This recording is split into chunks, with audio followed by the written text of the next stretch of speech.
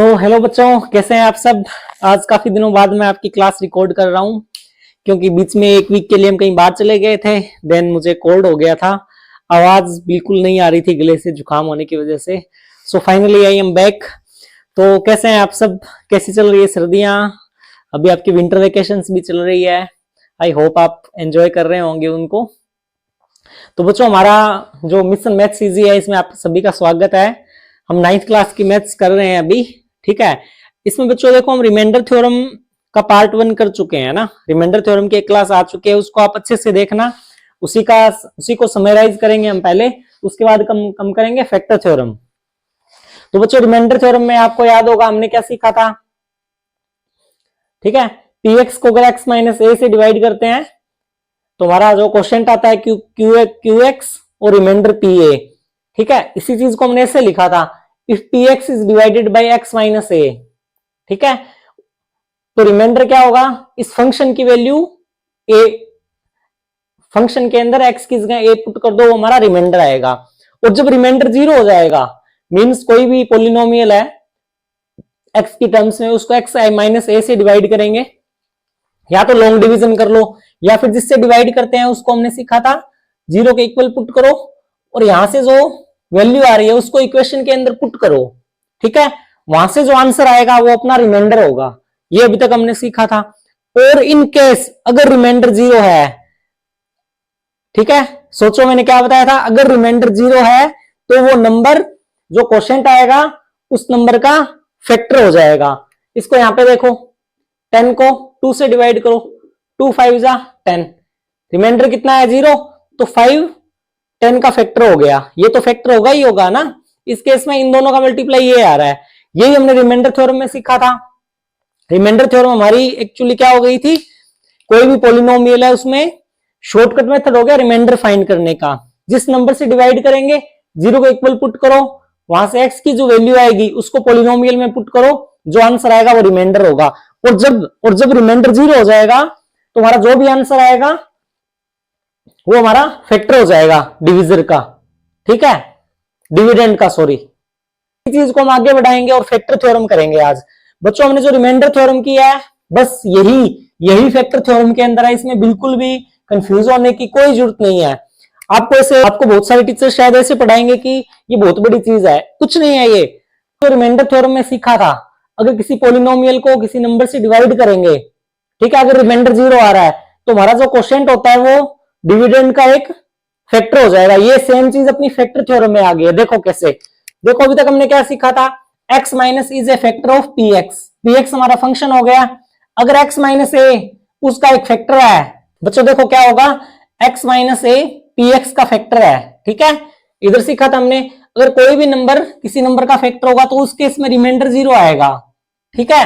ये हमने ऐसे सीख लिया था, फंक्शन की वैल्यू a पर पुट करेंगे तो रिमाइंडर 0 आएगा। ये सेम चीज हम ऑलरेडी बहुत अच्छे से सीख चुके हैं, सेम ही है। अब देखो बच्चों, अगर ये हो रहा है, इसमें दो चीजें हो रही है, ये होगी तो ये होगा, अब इसका उल्टा भी होगा, ये होगा तो ये होगा। क्लियर है ना। इसका कन्वर्स क्या होगा, अगर pa इज इक्वल टू 0 है ना, किसी फंक्शन की वैल्यू a पर 0 है तो x माइनस ए फैक्टर हो जाएगा। अब आप पूछोगे सर x माइनस ए कैसे आया, ये हम ऑलरेडी सीख चुके हैं। सॉरी ना, गला खराब है थोड़ा। बच्चों, ये हम ऑलरेडी सीख चुके हैं, जिस नंबर से डिवाइड करेंगे उसको 0 के इक्वल पुट करके x की वैल्यू निकाल के पुट करेंगे, ठीक है। या डायरेक्ट दे दिया, देखो pa था ना यहाँ पे, ये क्या बन रहा था x माइनस ए, सेम यहाँ पे है। अगर pa is equal to 0 means function की वैल्यू a पर 0 है तो x माइनस ए इसका एक फैक्टर होगा। सॉरी बच्चों, मुझे काफी तेज कोल्ड हो रखा था तो अभी तक उसका इफेक्ट गले में है। मैं थोड़ा सा तेज बोल गया था वीडियो बनाते टाइम तो मुझे खांसी आने लग गई थी। चलो फिर से स्टार्ट करते हैं। तो हमने अब तक सीखा, रिमाइंडर थ्योरम वाला पार्ट हमने अच्छे से सीख लिया था। रिमाइंडर थ्योरम में अगर रिमाइंडर 0 हो जाता है तो हमारी फैक्टर थ्योरम बन जाती है। ये हम सीख चुके हैं ऑलरेडी इस डिवाइड से भी। अगर कोई नंबर किसी नंबर को पूरा डिवाइड करता है तो उसका फैक्टर होता है। बस यही कंसेप्ट यहाँ है, किसी नंबर को किसी नंबर से डिवाइड किया, पॉलिनोमियल को x माइनस ए से डिवाइड किया, ठीक है। अगर ये वाला इसका फैक्टर है तो रिमाइंडर 0 हो जाएगा। या फिर अगर कोई नंबर को पुट करने पर फंक्शन की वैल्यू 0 आ रही है तो वो उसका फैक्टर हो जाएगा। ठीक है बच्चों, एक दूसरे कन्वर्स हो गए। जो रिमाइंडर थ्योरम थी वही फैक्टर थ्योरम है। चलिए अब इसको आगे करते हैं हम। ठीक है, और बच्चों मैं आपको फैक्टर पहले बता ही चुका हूं। 8 के फैक्टर क्या होते हैं, 2 into 4 मीन्स उस नंबर को छोटे छोटे पार्ट्स में ब्रेक कर देना। यही पोलिनोमियल है। पोलिनोमियल में एक बड़ी इक्वेशन होगी हमारे पास, 2 की पावर में हो सकती है, 3 की पावर में, 4 की पावर में, तो उसको हम ब्रेक कर देते हैं ना। जो x की पावर 3 है उसके फैक्टर करेंगे तो जो फैक्टर आएंगे ना वो x की पावर 3 से कम के आएंगे। ठीक है, या तो x के सिंगल पावर में आएंगे, 3 फैक्टर हो जाएंगे, या फिर एक 2 की पावर का हो जाएगा, एक 1 की पावर का। ये हम आगे और अच्छे से समझेंगे। ठीक है बच्चों, इतना क्लियर है? तो चलिए बच्चों फैक्टर थ्योरम को हम क्वेश्चन में अप्लाई करते हैं। बच्चों आपको फैक्टर थ्योरम में हमेशा सबसे पहले क्या याद रखना है, जैसे हमने मिडिल टर्म स्प्लिटिंग मेथड किया था, तो यहाँ पे a मतलब 1 और c इसका मल्टीप्लाई करके इस नंबर के फैक्टर कर रहे थे। तो फैक्टर थ्योरम में आपको क्या करना है, जो हमारी कांस्टेंट टर्म होती है, कांस्टेंट टर्म होती है 6, यहाँ पे 6 है, जो भी कांस्टेंट टर्म होगी हम उसके फैक्टर्स निकालेंगे, मींस उसको जो नंबर डिवाइड कर सकता है वो निकालेंगे। अब देखो बच्चों 6 को कौन कौन से नंबर डिवाइड कर सकते हैं, ये हमें प्लस और माइनस दोनों लेने हैं। ठीक है, 1 करता है 2, 3 और 6, इसी तरह माइनस वाले नंबर्स भी ले लेंगे। अब बच्चों देखो हम छोटे वाले नंबर से स्टार्ट करेंगे। हम बच्चों ये ना a की वैल्यू फाइंड कर रहे हैं। ठीक है, हम बेसिकली क्या कर रहे हैं, px दिया हुआ है हमें, हम ये देख रहे हैं कि pa पर pa हम एक ऐसा वे फाइंड कर रहे हैं जिसमें p a को पुट करने पर फंक्शन की वैल्यू 0 हो जाए। हम जल्दी से करेंगे, इसको 1 से स्टार्ट करेंगे। अब मैं ना डायरेक्ट कैलकुलेशन करूंगा, माइनस स्क्वायर ये सब मैं आपको पहले से सिखा चुका हूं। ठीक है, मैं जल्दी जल्दी करता हूं।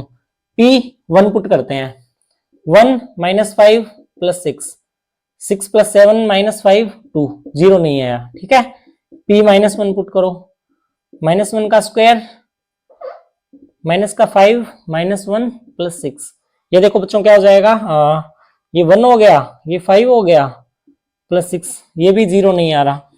अब p2 पुट करो, 2 2 = 4, माइनस का 10 प्लस का 6, 10 - 10, क्या 0 आ रहा है? बिल्कुल आ रहा है। देखो बच्चों एक तो में हमारा p है ये मिल गया। और बच्चों ये चीज मैं आपको पहले भी बता चुका हूं, कोई भी पॉलिनोमियल होती है उसमें वेरिएबल की जो मैक्सिमम पावर होती है उतने जीरोस, उतने सॉल्यूशंस उस इक्वेशन के होते हैं। ये हमारी क्वाड्रेटिक इक्वेशन है, x की पावर 2 है, मींस इसके में 2 0 मिलेंगे। हमें 2 वैल्यूज ऐसी मिलेगी जिन वैल्यूज पे इस फंक्शन की वैल्यू 0 हो रही होगी। ठीक है, चलो p -2 पे फाइंड करते हैं। -2 पे क्या होगा, 4 प्लस का 10, ये तो सारे प्लस हो गए, ये भी नहीं है। अब p3 पे चेक कर लेते हैं, p3 है ना, 3 3 = 9 -5 × 3 प्लस का 6, देखो क्या हो रहा है, 9 और 6 15 - 15, बताओ बच्चों 0 आ रहा है? बिल्कुल आ रहा है। देखो ये बिल्कुल एक सिंपल सा प्रोसेस है, मैंने कुछ नहीं किया, जो हमारी कांस्टेंट टर्म थी उसके फैक्टर्स मींस उसके इंडिविजुअल कितने फैक्टर्स हो सकते हैं वो वैल्यूज निकाली। हम a की वैल्यू फाइंड कर रहे हैं ना, जिसको फंक्शन में पुट करने पर 0 आ जाए, तो यहाँ पे हमें 2 नंबर्स मिल गए, p2 और p3। अब बताओ बच्चों देखो क्या था, px था, px ये रहा है ना। if pa = 0, if pa = 0, pa = 0, then x - a is a factor। Clear है? ये इक्वेशन थी, हमने कोई भी नंबर फाइंड कर लिया, जो नंबर हमने कैसे निकाला, यहाँ पे 0 के इक्वल पुट करके निकाला। ठीक है, x = a कर देंगे, उल्टा करेंगे अब। ठीक है, यहाँ पे हमारा x क्या आया है, 2 आया एंड x = 3 आया है, तो फैक्टर क्या हो जाएगा, x - 2 एंड x - 3, ये हमारा सॉल्यूशन हो गया। ठीक है बच्चों, मैं एक बार दोबारा आपको बता देता हूं, जो भी हमारी कांस्टेंट टर्म रहेगी उसके फैक्टर करेंगे, सबसे छोटे नंबर से स्टार्ट करके हम उसको इक्वेशन में पुट करेंगे और देखते हैं उसका वैल्यू 0 आती है या नहीं आती। तो बच्चों हमने वैसे 2 नंबर फाइंड किए। ठीक है, हमने a की वैल्यूज फाइंड की, एक आई -2, एक आई 2 और एक आई 3। ठीक है, a की वैल्यू एक आई 2 और एक आई 3। तो इसको हम क्या करते हैं, इस वाले कंसेप्ट से x - 2 बना देंगे, x - 2 x - 3, ये दोनों क्या हो गए, इसके फैक्टर हो गए। ठीक है, हमने सीखा था ना इसके फैक्टर होंगे, मींस x की पावर 2 आ रही है, x की पावर 1 और 1 में 2 बार मल्टीप्लाई हो गए। इनको मल्टीप्लाई करो अपने वाले मेथड से, एक्स एक्स माइनस 3 माइनस का 2 x minus 3 x square minus 3 x minus 2 x plus 6।